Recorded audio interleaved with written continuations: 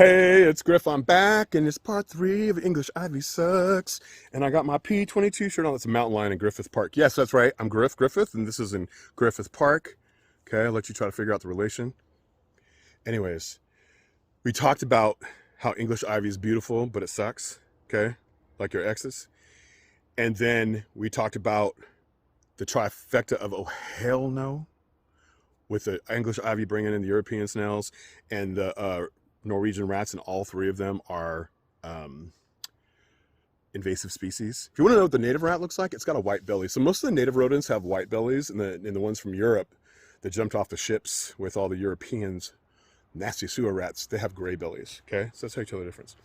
Generally, there's always an exception. Whenever we think about climate disruption or invasive species or clear-cut logging stuff, we always got to blame someone, and there often is someone to blame. Okay. But a lot of our invasive plants got here because people didn't know about invasive species and the effect they would have and how they would greatly reduce biodiversity, okay? Because invasive species come without their predators and competitors. And I talked about this in the first 2 parts of this English Ivy series. But English Ivy was brought over by my people. I'm Celtic, you know, we can't help it. I'm Irish and Scottish and Welsh, but the Welsh believed that, that this plant, this evergreen vine, in cold ass wells, and that this is an ugly one because I've been playing with it too much, but they would make wreaths out of it because they thought it kept away evil spirits. Okay, because they were Celtic, so they weren't Christian until they got colonized, but they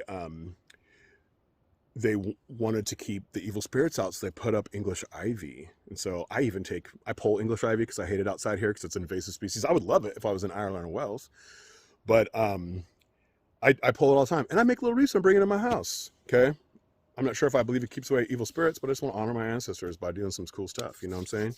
So that's how a lot of our invasives got here. They come here a bunch of different ways, and if you just Google invasive species, you'll find all the crazy ways and all the crazy invasive species. We got invasive species that are killing our trees. We got invasive species that are water molds and killing our trees.